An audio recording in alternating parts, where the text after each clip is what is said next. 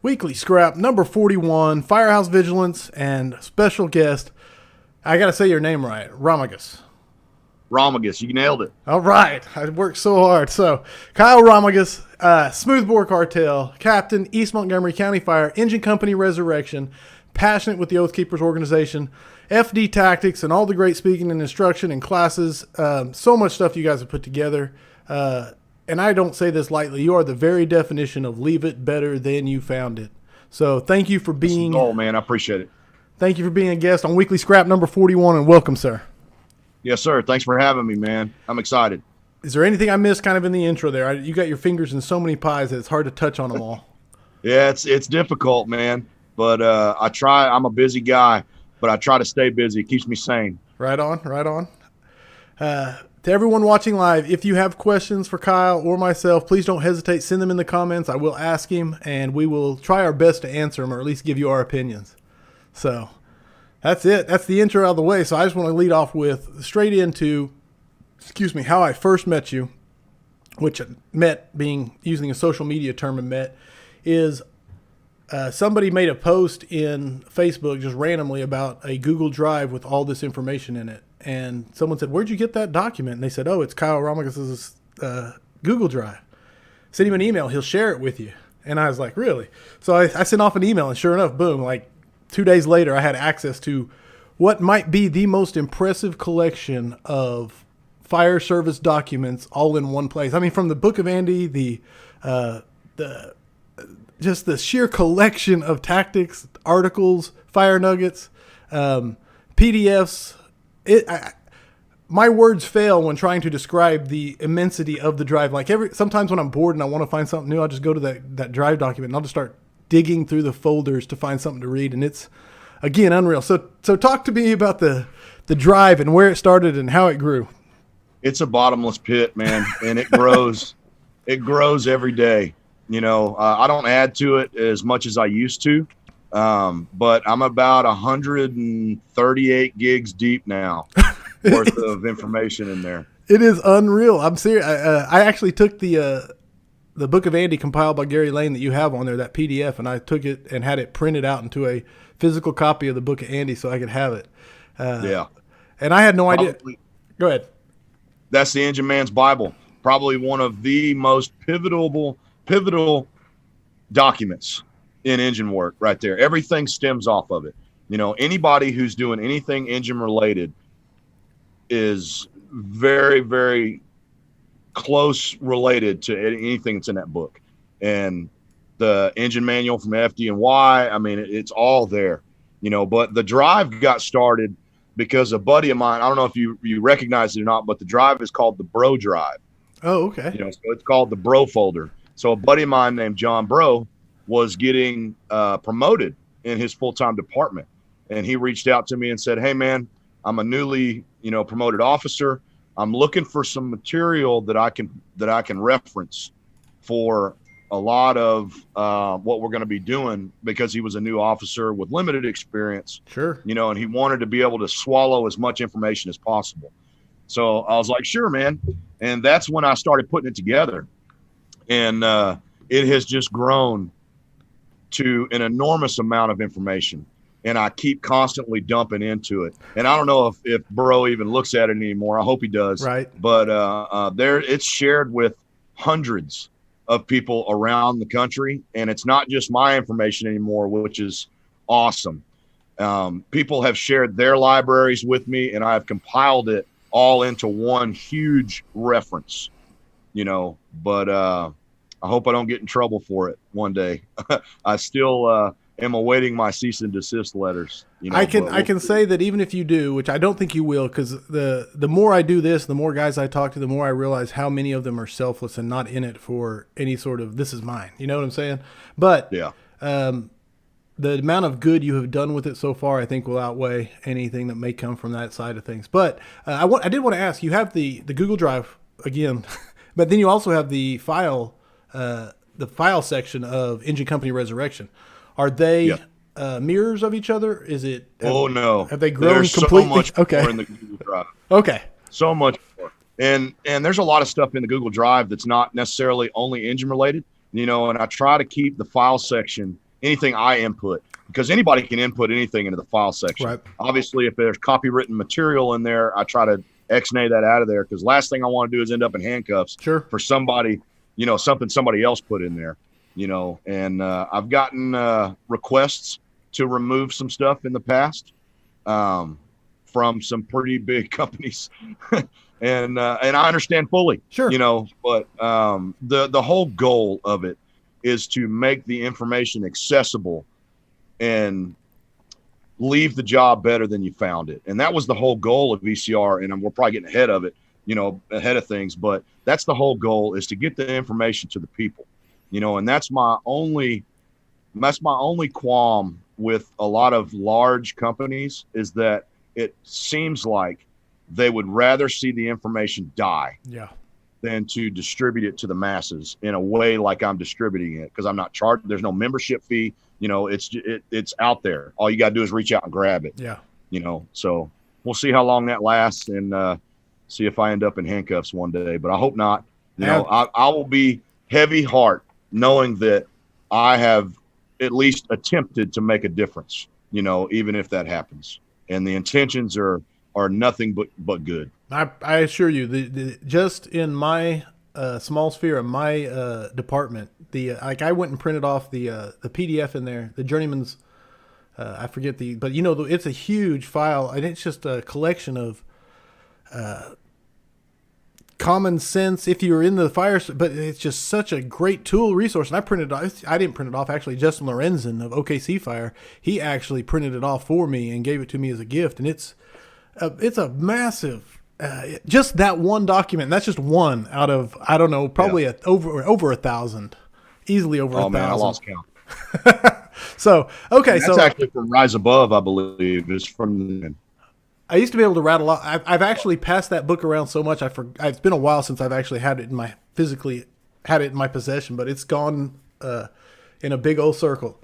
So the Google Drive exists. Do you still pass it out when people send you for email permission and things like that? I don't want to inundate you with requests, but sure, man. If anybody contacts me, I'll give them access to it. And this was probably a huge mistake, because I'm going to get so many requests for it. But that's good, though, man. I would rather the information get out there. But one thing I do now is I give people viewing rights.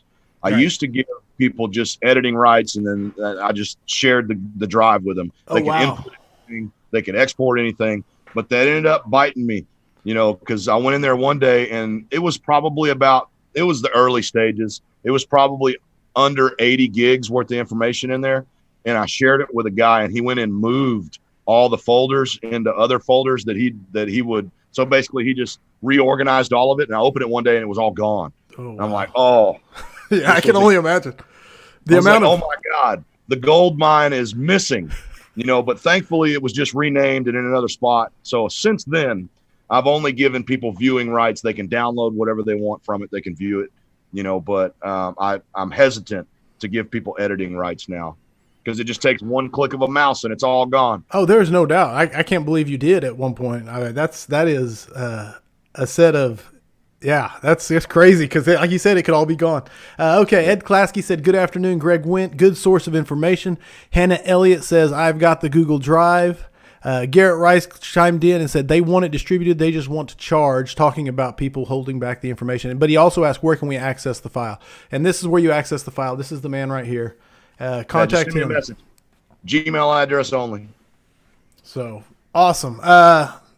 Social media. That's the next thing I want to move on from the Google Drive, moving on to social media, and say, I want to hear your kind of your roundabout story of how you got to where you're at now.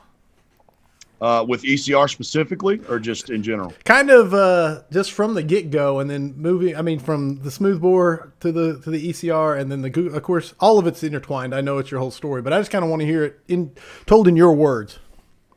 So it all started with ECR. One day, me and a battalion chief from another shift were riding around, and what we used to do, and we still do sometimes, is when I get off work in the morning, I'll just go straight over to him, and he's a battalion chief. So we ride around what we refer to as looking for fires, so we just ride around the district looking for smoke plumes, and that gives us the chance to have that kitchen table coffee talk inside the Tahoe. And one of the things that we were talking about was how divisive and ugly a large quantity of social media is on the fire side, and just in general, but geared towards the fire side.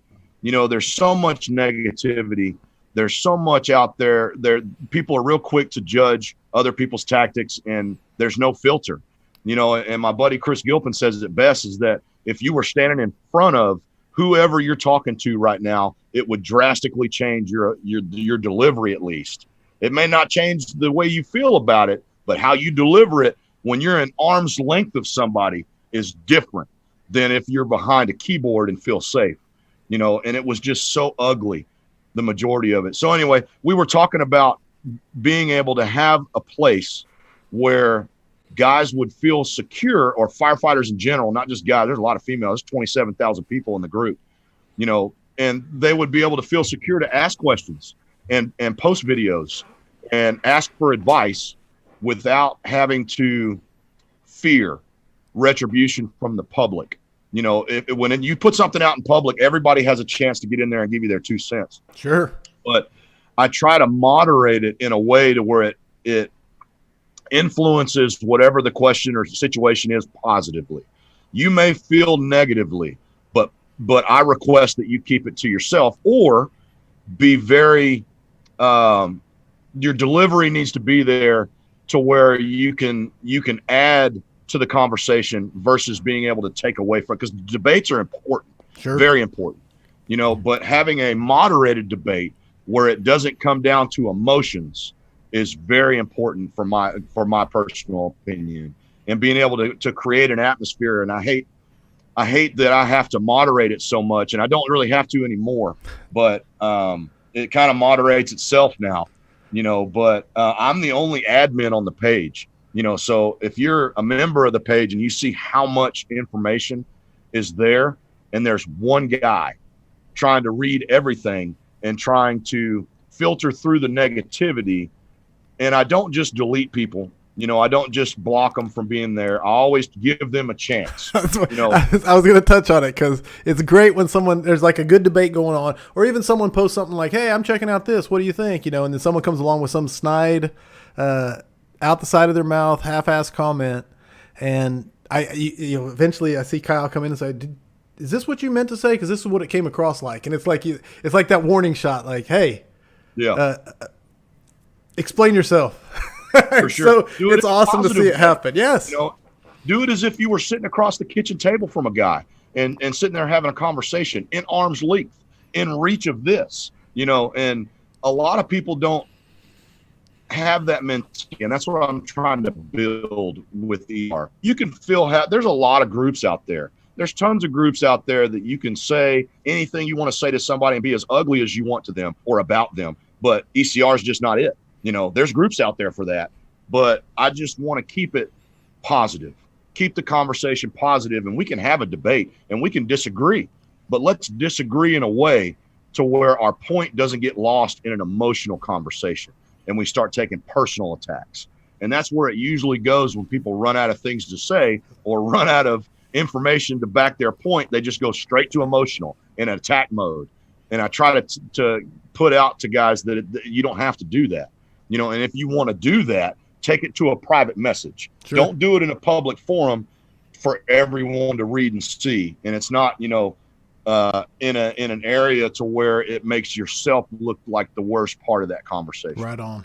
No, and I gotta say that you have had some of the best debates on ECR, and I think that's one of the reasons it's so popular, because you can have civil debate and discourse with people who are diametrically opposed to each other and still able to have that civil discourse. And like you said, I'm sure early on it must have been like a full-time job curating the stuff. But lately it's like now you've established the culture, and it is obviously overwhelmingly popular with people. So kudos and everything like that. So what about Smoothbore Cartel? Touch on it. Smoothbore Cartel was started by another battalion chief at my department.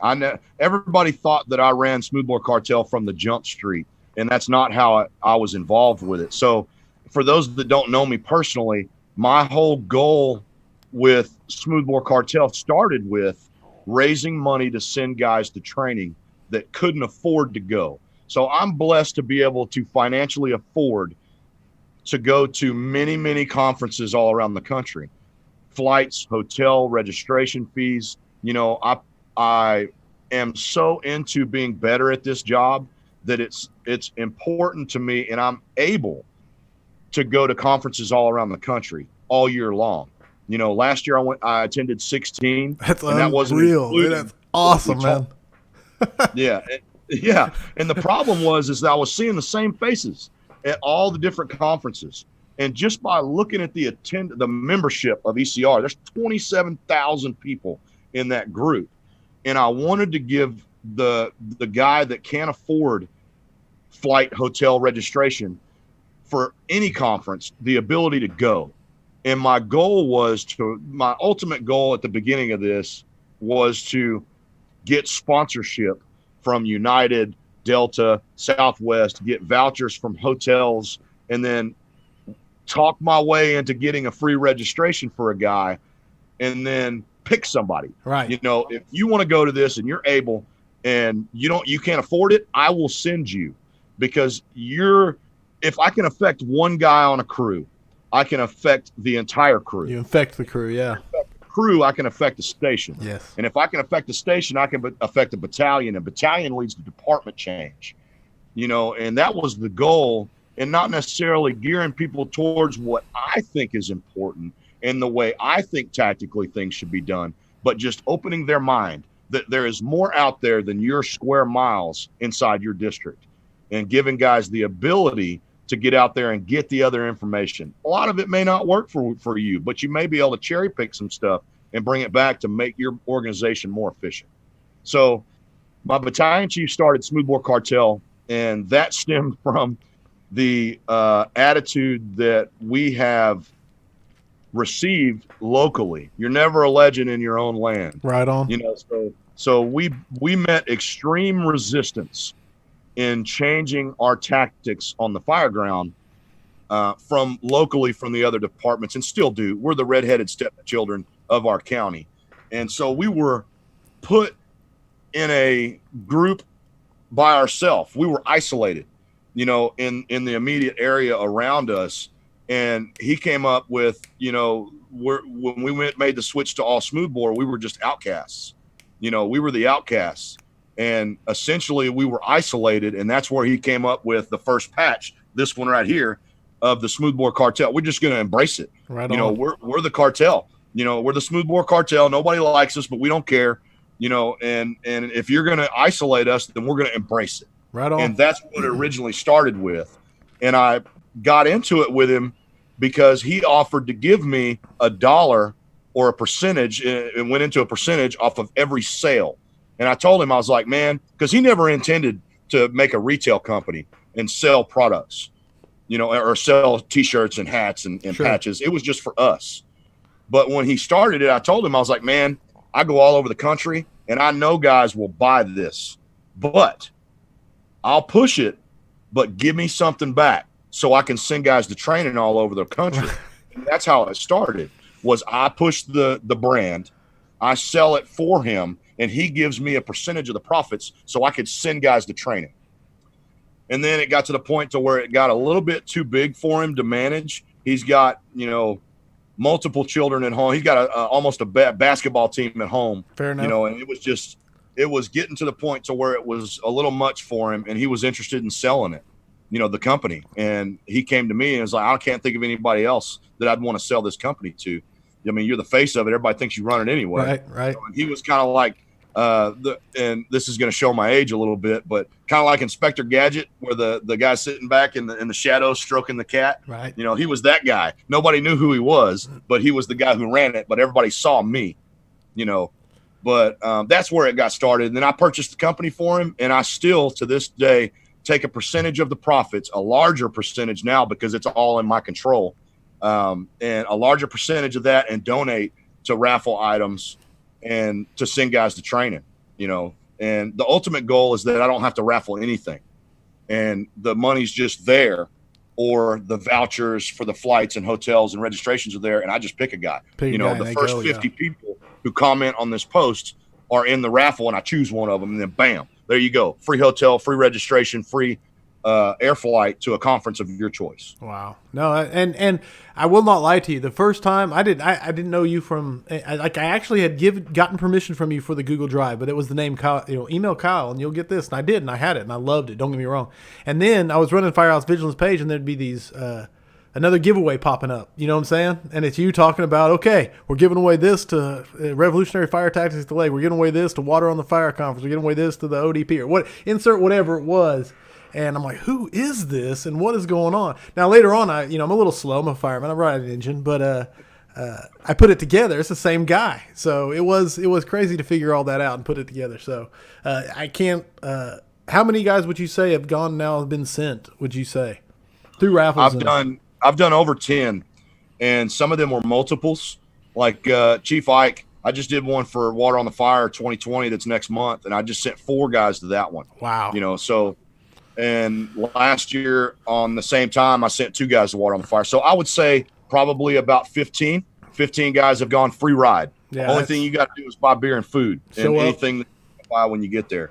And that's the goal, because there's so many guys out there that are hungry for the information and want to go, but they just can't. Either they financially can't afford it or, they just can't put it all together. Sure. And I wanted to be that guy for them to say, look, man, if you have the drive, I have the ability, and I will raise money to send you to this conference so you can bring it back. And the only thing that I ask in return is that you share the information with your people.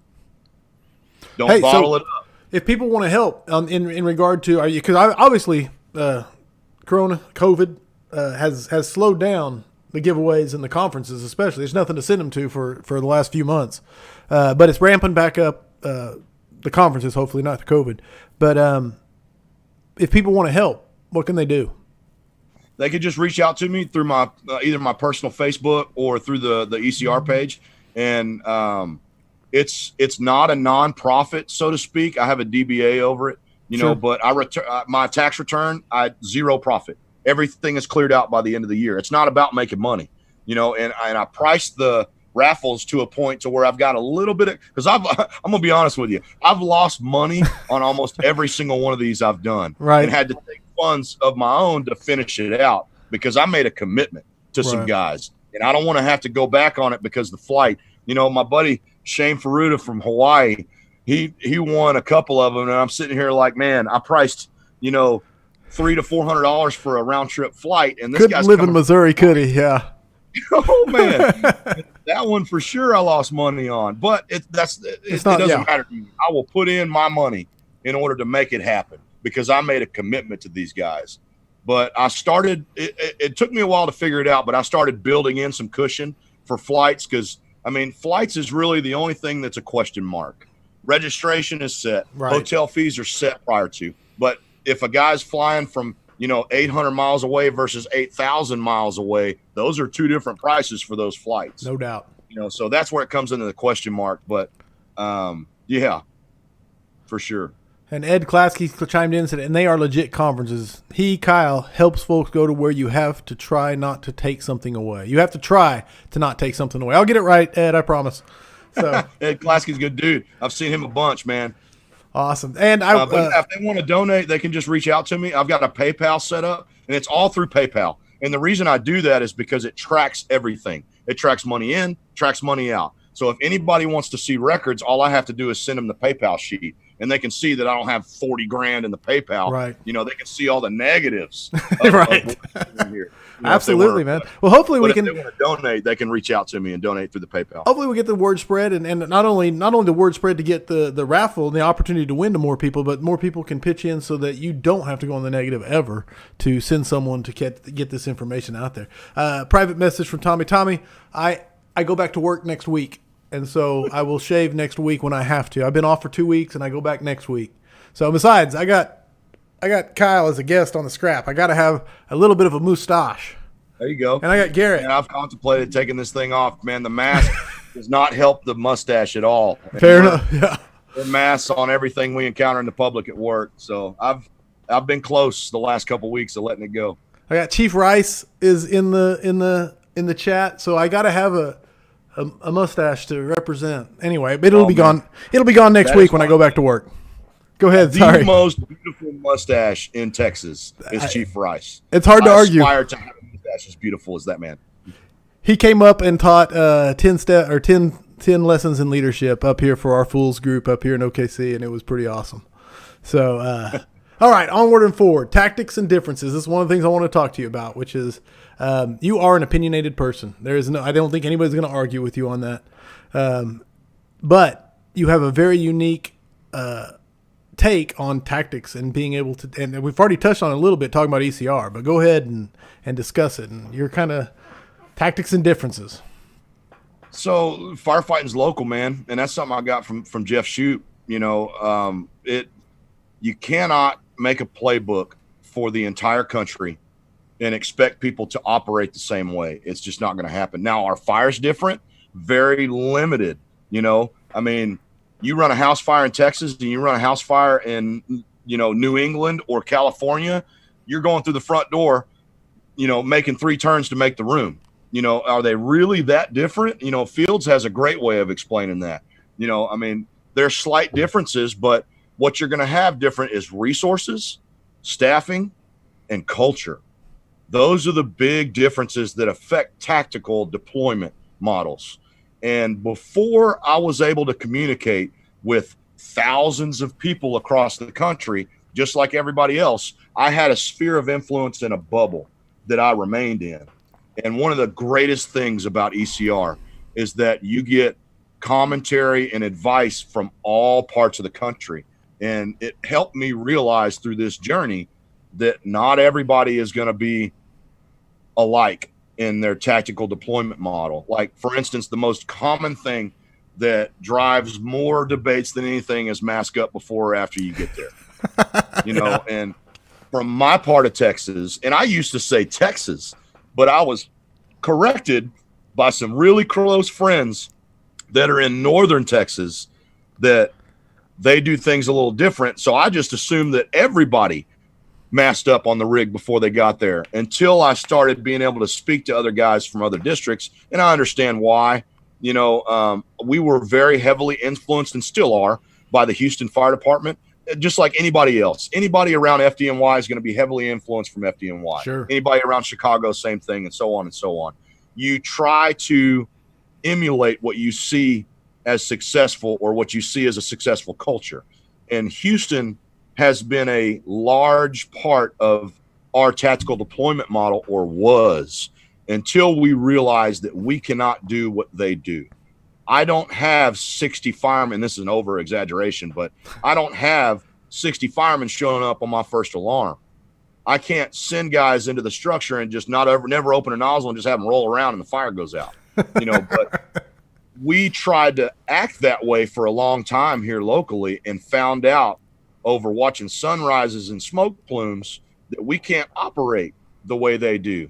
And we had to adjust our tactical deployment model to meet our capabilities. And I think that's where everybody has to be.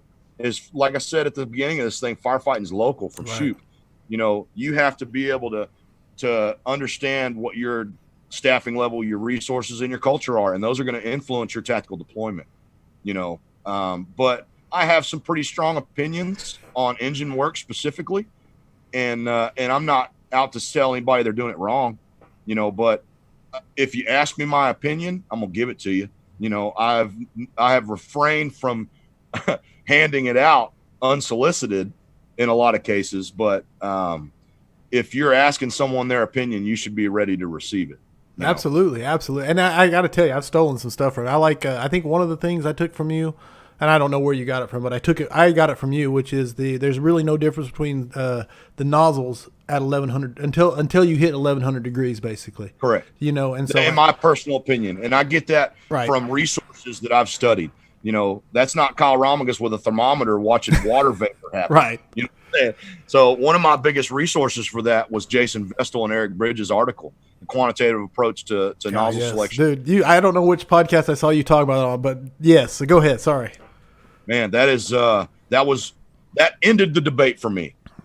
And the fact that made it through the technical panel, and because when you put something out in fire engineering like that, they dissect it, legal looks at it, you have to pretty much, you got to go through hoops to get something that controversial put out in print with fire engineering's name on the top of it. Sure. And just by that going that far and the lack of a retraction, that was enough for me. And do I need to go out and test scientifically all this information from that particular article? I can rely on the ability of the technical panel to disprove it or not, but that was a game changer for me. The debate was over at that point, but it also clued me into the fact that it doesn't matter up into that 1,000-degree point. Small fire in a trash can, it doesn't matter. Right. Small fire in a living room that's well ventilated and not going to flash, it doesn't matter.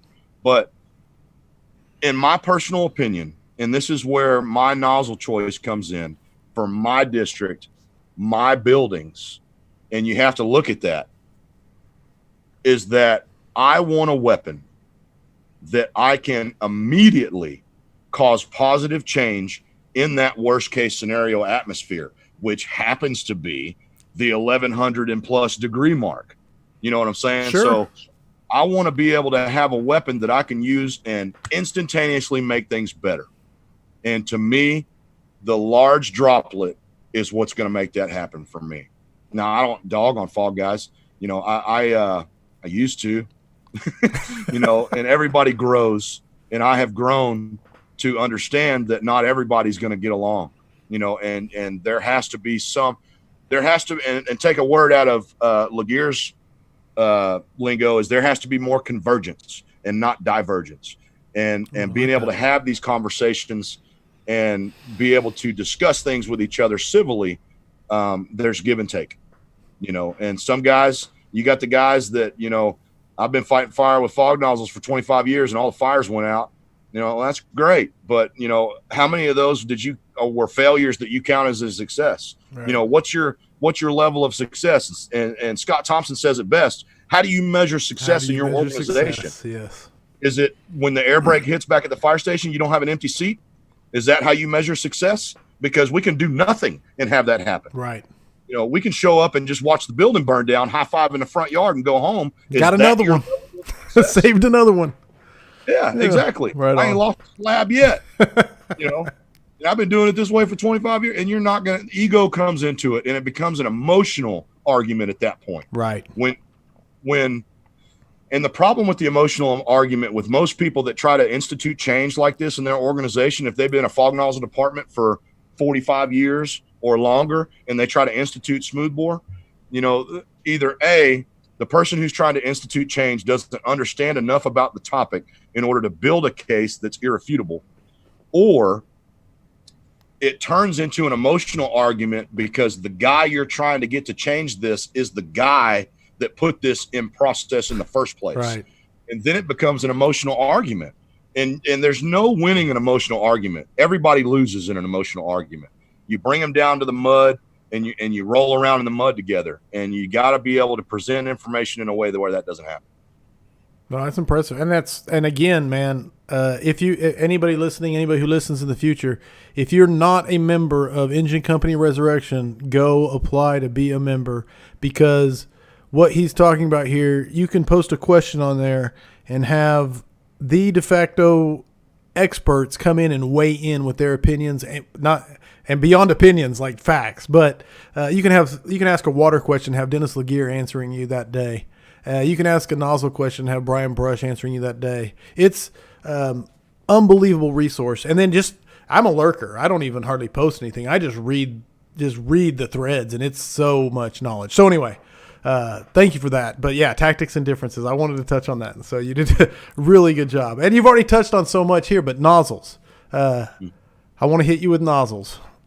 Obviously, you've already touched on it a little bit, but your choice, of course, being, is it 7/8? Are you 15/16 or strictly 7/8? I'm a 7/8 guy, but I do carry a 15/16 on my rig.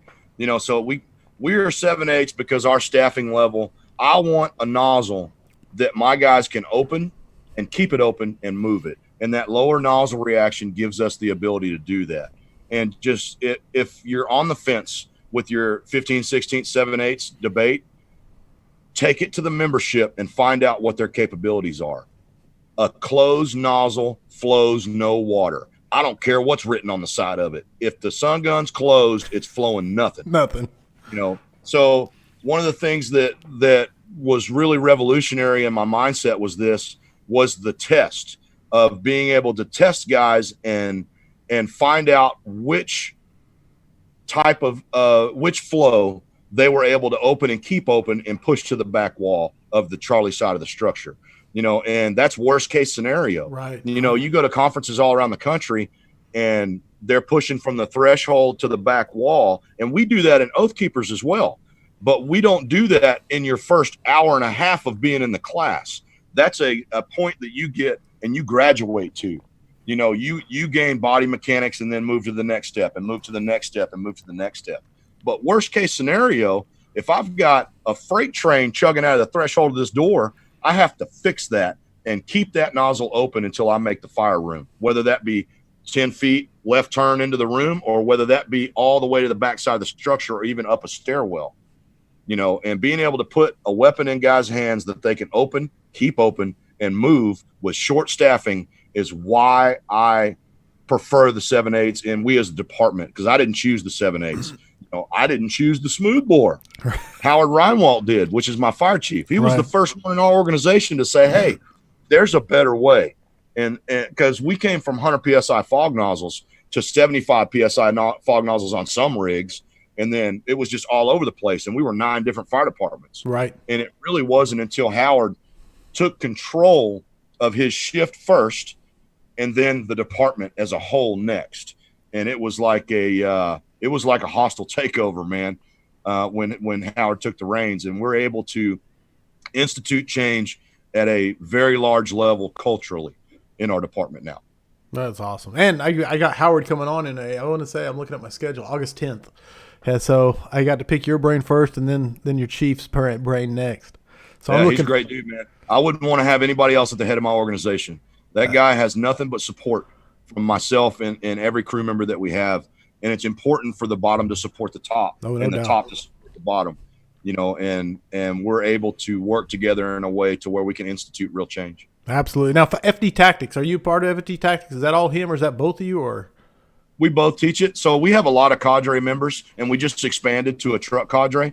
But I'm not a part of that. I got nothing to do with truck work, but it started with myself and Howard and a battalion chief that's on duty. And how that started was, I don't know if you remember, but there was a department, a volunteer department that made a fire, and they're very low budget, low manpower, and essentially some pictures came out of this fire where neighbors were assisting them flow water, neighbors were changing air bottles, and they just got tore up in social media, and that was so ugly, and so many people are so quick to jump on guys like that instead of analyzing why do you think they made the decisions that they made?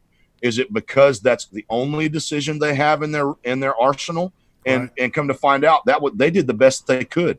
So a buddy of mine named Dave Mellon reached out to me and said, after all this happened, and he's from Valor Fire Training, and he reached out to me and said, hey man, I don't know if you've seen this, and this was like the week of, but let's go help these guys. Wow. Instead of bashing everybody in this organization, let's do something about it. And I was all in. And this was before FD Tactics even started. This was like the founding moment. The germ.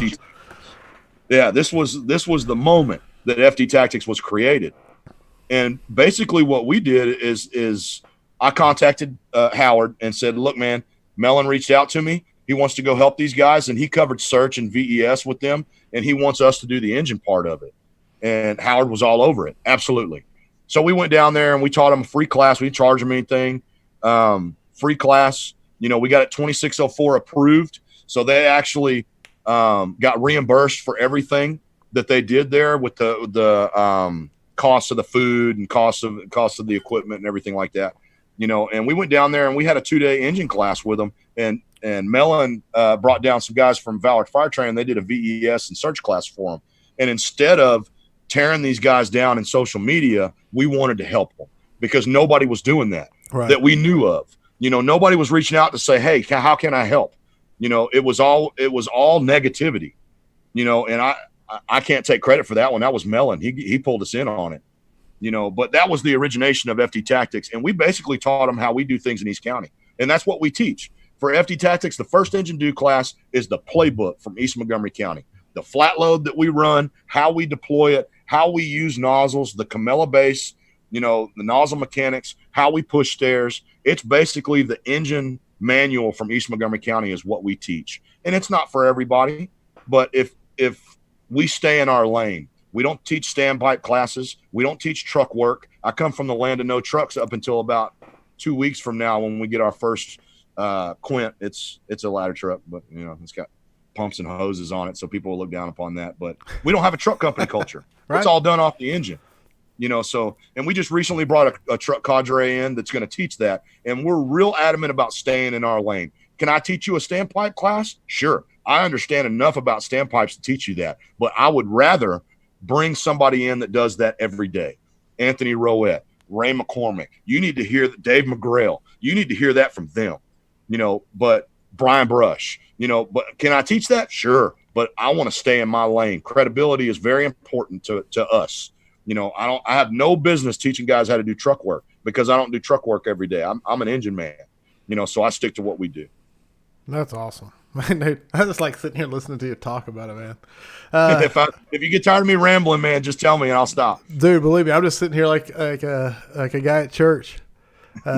Number 5, the safety shift. I really wanted to touch base with you on this because this has been I've talked to the last few guests about this, which is the us versus them. Our safety is more important than theirs, and that really seemed to have taken a hold of the culture of the fire service nationally. Probably pockets, that weren't affected, but that just seemed to be the way it was. Where do you feel like it's at? And there's been a ton of pushback over probably the last 10 years, been pushing back against that and saying, no, we're here for them. How do you feel that's at? Where do you feel that's at? Yeah, there you go. Absolutely. That's part of it, man. I mean, that's the whole culture nationally. So what's your take on the safety shift? Where is it at? Where does it need to go? I think that the fire service goes through in waves. It always has.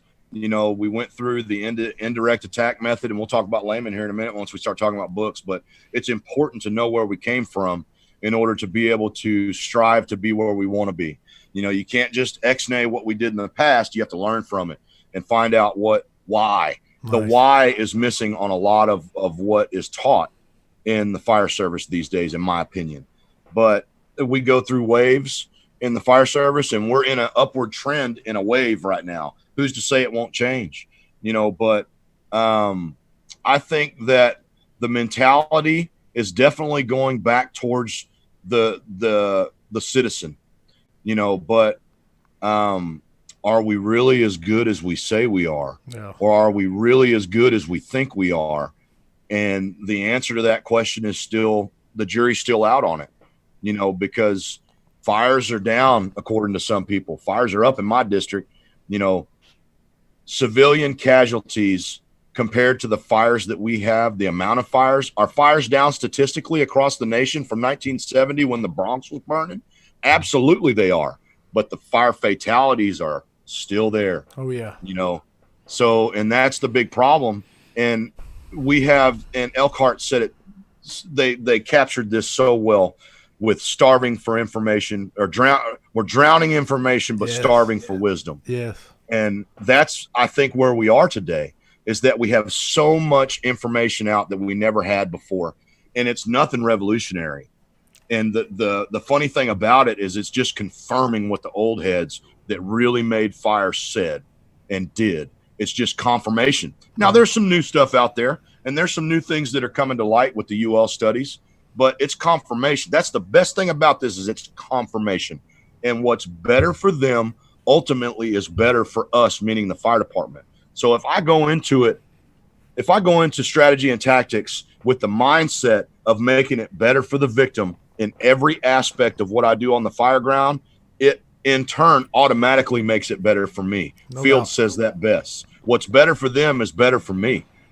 But we have to put them, the guy in the pajamas that's laying down in the hallway, if I was that guy, what would I want the fire department to do when they cross the threshold? And do that. Yeah. Yeah. And that's where you got to put it in your mind. You know, when you pull up to a structure fire, and this is a cliche, but when you pull up to a structure fire, operate like it's your house. Yeah. You know, and this comes back to that mask up debate for me, where with a lot of guys, is that if I pull up to my house and my wife's in the back room and I'm in the front yard because I'm not a fireman and I see you take a knee versus stepping off the truck ready to work, that doesn't sit well with me, you know. And we can talk about 8-second mask up times all you want, but how many guys are actually efficient with that? I know a handful of guys that I know personally that will smoke 8 seconds. 8 seconds is no problem for them. But I would say the majority of the country, you can go on YouTube and find out how that's going for a majority of the country, you know, and we're looking at 2, 3, 4 minutes before water's put on the fire, Yeah. you know, and it's disheartening to watch stuff like that. And people are quick to say negative things about departments like that, but reach out and help them, you know, reach out and ask them, what can I do for you to make you better? You know, what information can I provide you to make you better? Because ultimately that's going to make it better for them.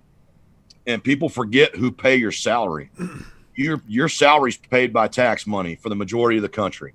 And that tax money is paid for by the citizens of your fire district. Right on. So essentially you work for them. We work for them. And that mind frame has gone away for a lot of people, sadly, you know, and it's coming back though. It's coming back. It's swinging. And I do think it's swinging, but I'm with you. And you said it. How good are we actually? How good are we actually? Is such a great question. I think Chris Tobin. I went and saw his Dare to Save presentation, but I don't know if I was talking to him afterwards or not. But he said, "Hell, give me a high school football team and an engine. I'll put a fire out." You know. But again, it goes back to Thompson and measuring success. How are you measuring the success? You know. And absolutely, I love it. Conference scholarships, we touched on that, so I'm going to move right to well, first of all, Jamie McCammon said the class Kyle put on at the Worst Fire Conference up in Dalles was excellent. He and his guys shared a lot of great info and presented it in a way that was easily understood. And then Hannah Elliott, she's always so helpful here, but she said 1272 versus 44. That's the current numbers as of today for civilian home fire fatalities versus total line of duty deaths. So numbers don't lie. That it is, man. I mean, that's if you can't understand 1272 versus 44, then so you said 44 is the line of duty death number. That's according to Hannah as of today. And how many of those guys died in a building? That's the question. That's a really I ain't good taking question. nothing away from anybody. So, Right. So those of you who are going to snipe me for that comment, feel free. But my intentions are good. I mean, how many of those guys are dying in fires inside the building? And like I said, I'm not trying to take anything away from a heart attack or a motor vehicle accident, but we have to have these honest conversations with each other to be able to dive into the information like Bill Carey does. You know, out of that 44, what does that mean? You know, is vertical ventilation that scary and dangerous? Is VES that scary and dangerous? How many of them guys were operating hose lines when they died? And maybe I shouldn't go this route, but it opens me up for some stuff. But it's something you really need to look at. Look at that number and dissect that number down. And don't let the scary double digits affect your tactical deployment model. No, you can go. I want to say that NIOSH has it where you can go and you can click and you can see it broken down into the categories, and you can do your own research on how did this person perish. And again, like Kyle says, taking away nothing from those who made the ultimate sacrifice in any way, shape, or form. But there is a difference between being on a nozzle and fire attack affecting your tactics versus a heart attack post facto. And so anyway, like he said, so anybody who doesn't have information on that, check out Bill Carey and what he's studying. So Bill Carey is a great reference for that. And if you know Bill Carey, tell him I'm trying to get him on the scrap so I can talk to him about it. So, all right, the book. Time to talk books. You mentioned layman already, so I want to hear what books do you have suggested that you think firefighters should read?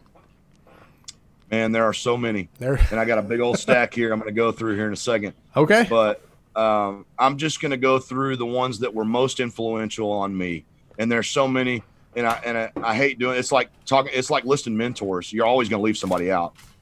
So I've got a large stack here, but I'm going to leave somebody out. And the good thing about the fire service where we are today is that there's not one book. There's not one book that covers everything. And everybody has their own opinions on things. And you can take from each one of these publications that I'm going to talk about. And there's so many more that I'm not going to talk about because we'd be here all night. And I just have to empty my bookshelf over there.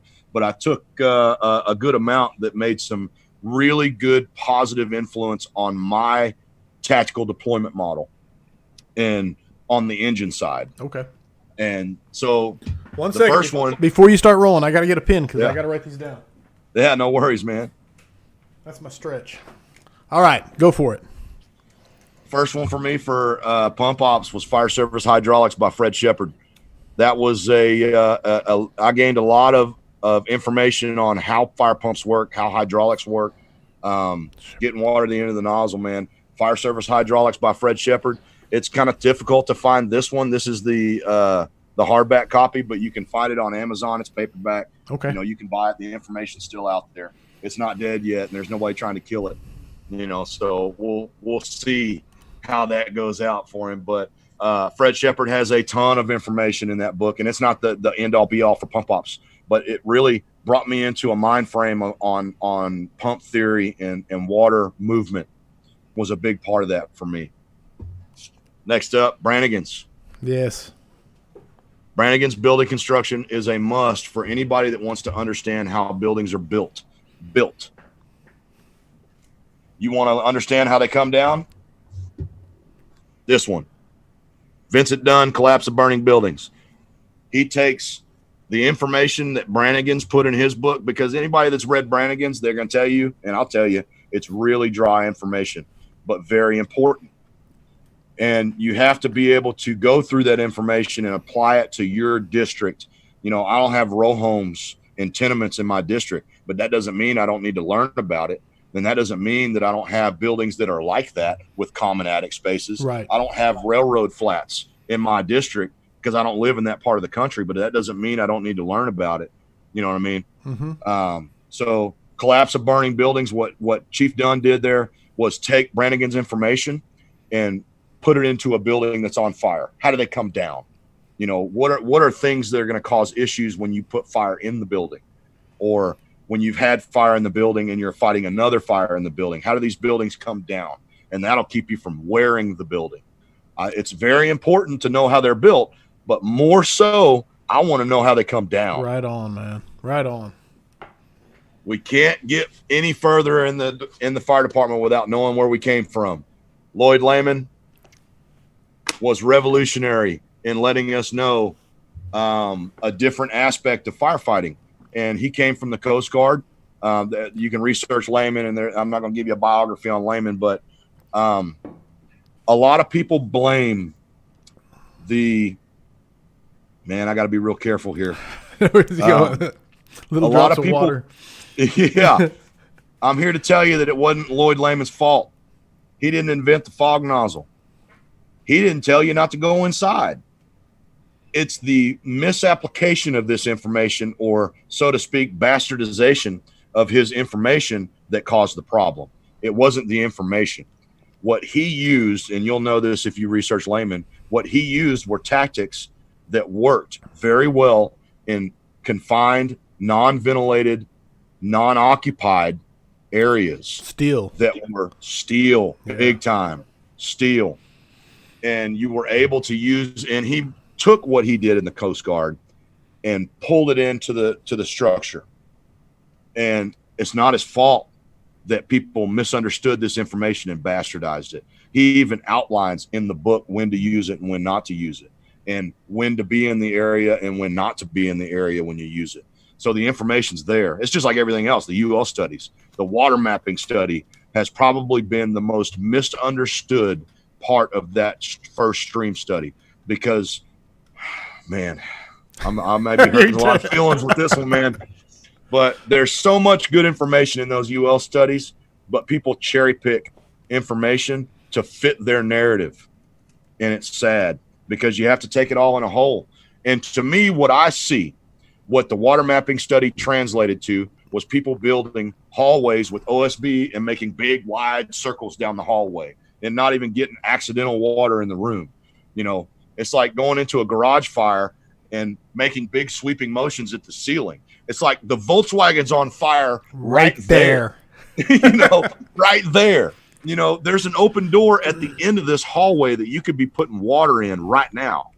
And the analogy that I love the best and I use, and I can't remember who I stole it from, was making wide sweeping motions in a hallway is like bowling with the rails up.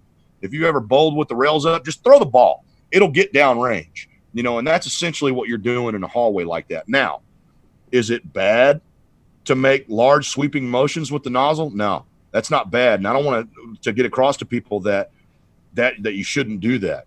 If you're in a position to where you can't progress, you're out of hose, something's happening, and you need to cool locally, that's the best way to cool locally. I want to turn exothermic material into endothermic material again.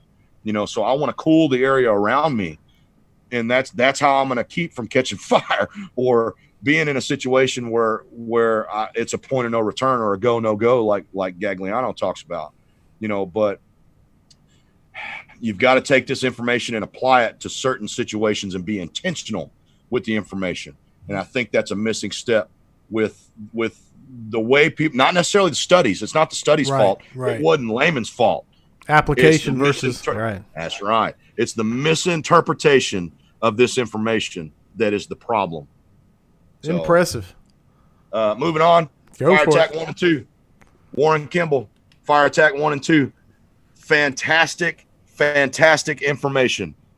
Fire Attack 1 and 2 from Warren Kimball. If you don't have it, you need to get it. And some of these are hard to find. I was going to say, those look like they might be hard to find. Yeah, some of them are hard to find. At least the original copies are hard to find. But you can find them on eBay. You know, you can find them on Amazon sometimes. Okay. But Chief Kimball stuff, fantastic information. And I actually found Kimball's work when we made the switch to Smoothbore.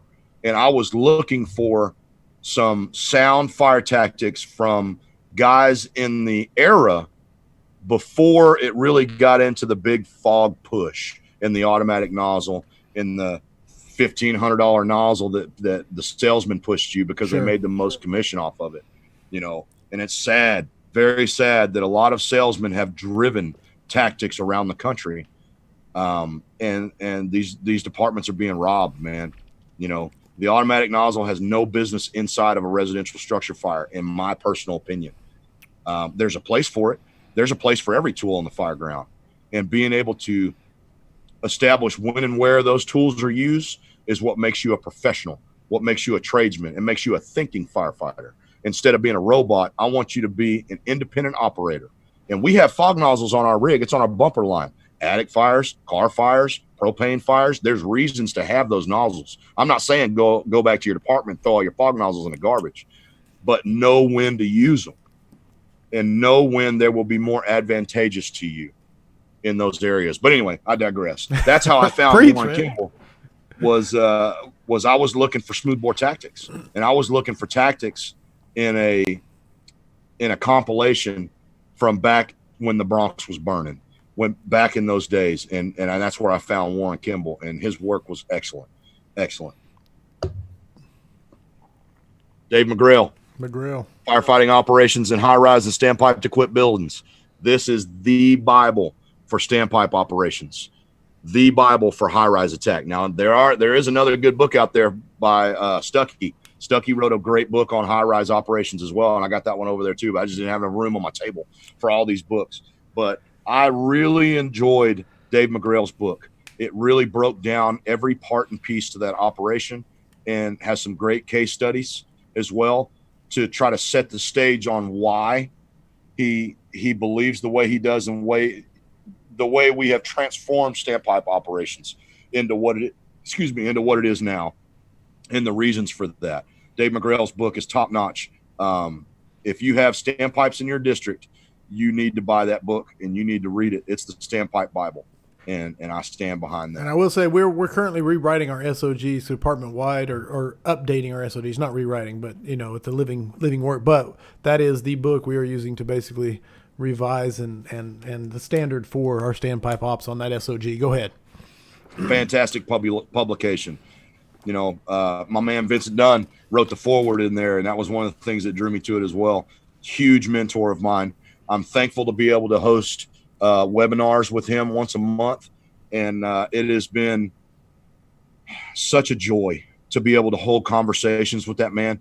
And I learned way more in the 30 minutes prep time leading up to that webinar starting than during the webinar. That's my chance that I can shoot questions at yeah. him. Oh yeah, I can only imagine the one-on-one. And wealth of knowledge. Right. Wealth of knowledge. Good Lord. Can you imagine? Sorry. It's fantastic to be able to talk to him once a month and whenever we get a chance to talk. Has a lot of fantastic books, is releasing a trilogy right now that I didn't even have on my shelf, but I can't bring them all. Sure. But his new books are fantastic publications. He's already got another one he's coming out with pretty soon, and then there's probably like 3 more on his computer. But I'm so blessed to be able to have that man as a mentor and being able to call him anytime I need some advice. Well, here's what we'll do. And I mean this sincerely, is I need to have a special Kyle Romagus special of books that Kyle suggests, and we'll just do another scrap sometime and have even more. But go ahead. I mean that seriously. We can do that, man. I'm being very serious when I say we're going to do that. So yeah, as long as you're willing. I don't want to lock you in. I'm down. Okay. I'll share my library, man. It's a big one. That's fine. It took me a while to compile. Right. But we'll have to have the room so you can hold each one of them up as we'll go through. Yeah. All right. It's gonna be the first weekly scrap special. It's gonna happen. Yeah. All right. And it all influences your tactical operations, man. It has to. You got to get out of your bubble. And you notice none of these guys are from Texas that I'm reading here. You got to get out of your sphere of influence.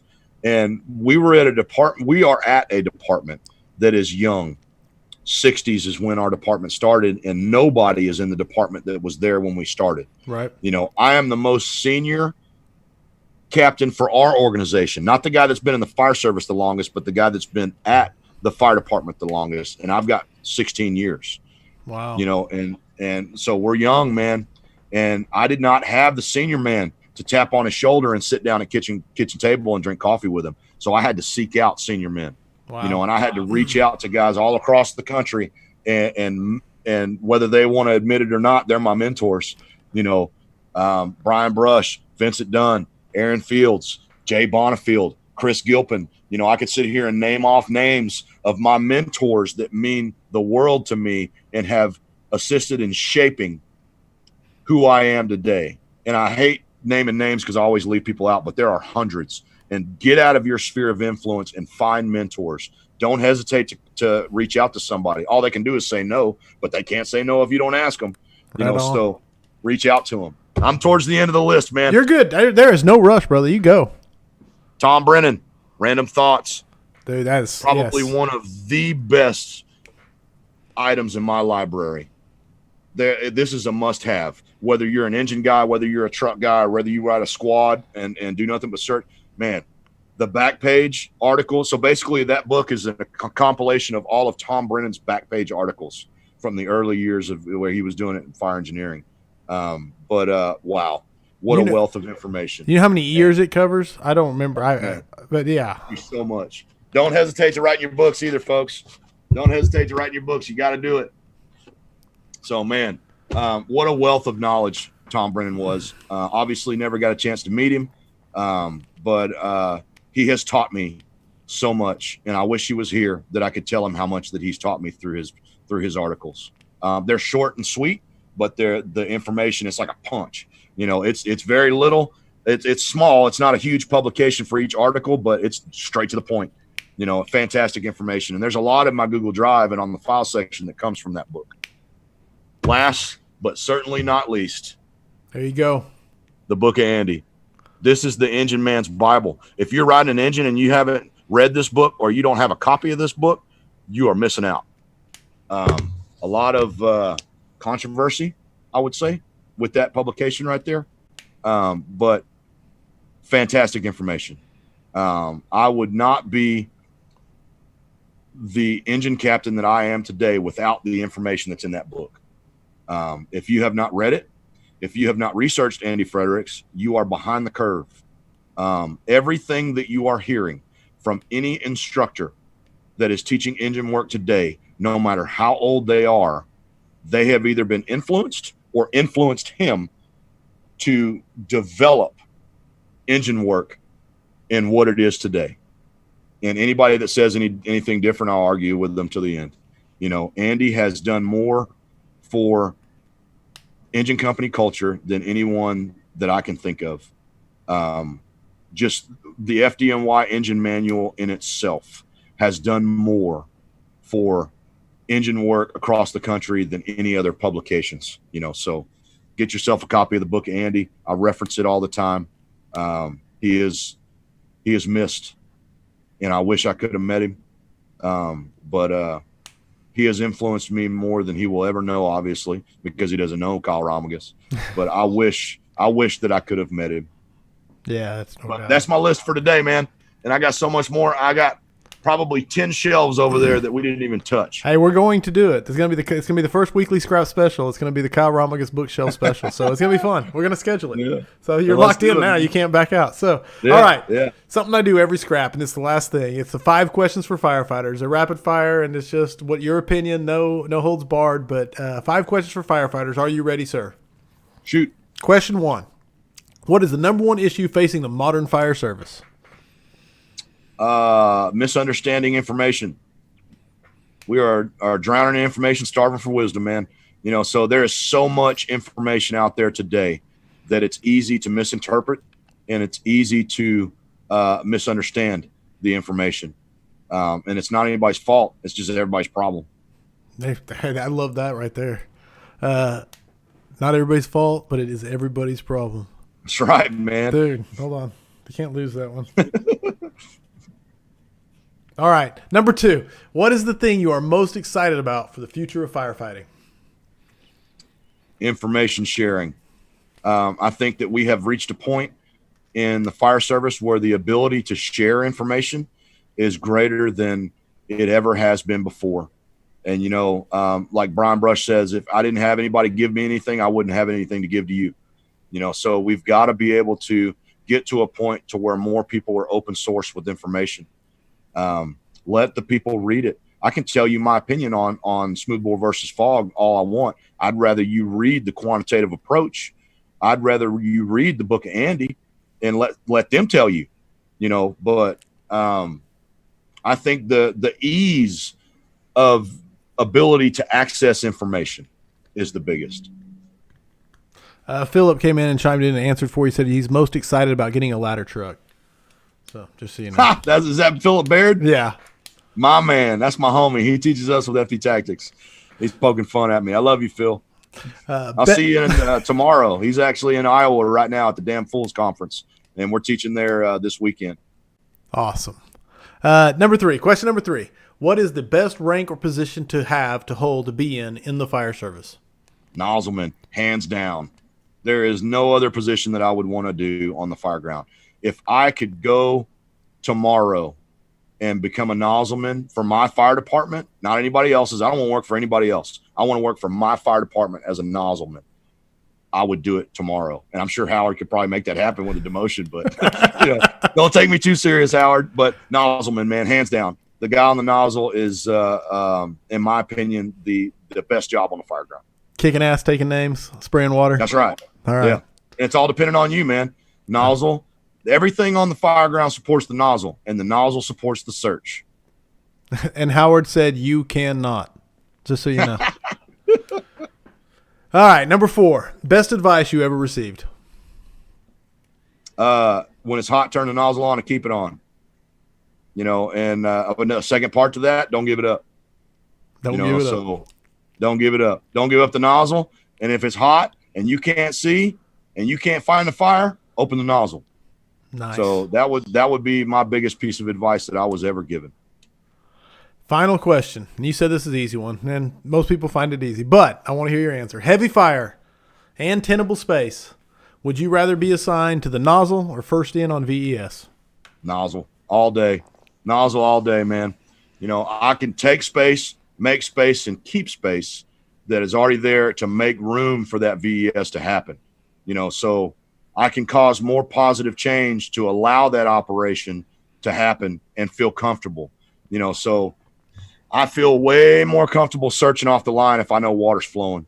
You know, and like I said a while ago, everything on the scene supports the nozzle, and the nozzle supports the search. And that's the whole reason we're in the building in the first place, is to put ourselves in between victims and fire. And that situation, nozzle all day long. I love it. You can make it better. It's hard to argue. Yeah, man. And yeah. Howard, your chief chimed in once more. Chief Reinwald says he wants the roof. He wants the roof? Yeah. Of course he does. Oh, he wants the room. Is that what he said? No, he said roof. Oh, yeah. Well, that wasn't an option, Howard. So, all right. Kyle, it has been, I think this might be, I have not smiled so much and had a good time on a scrap, and I don't know how long. So I cannot say thank you enough for coming in, taking the time to share it, sharing all the books. I'm holding you to the fact that you are going to come back and we're going to go over your books. And I don't care if it takes us 2 hours. We'll talk about each one. You say the strengths and weaknesses of them, and I'll build a list of books I have to buy. So there you go. We'll schedule it. Coming up next week, August 3rd, Mark Von Oppen, fully involved. He's going to be the guest on the scrap. The following week, Chief Reinwald himself, the guy who bosses this man around.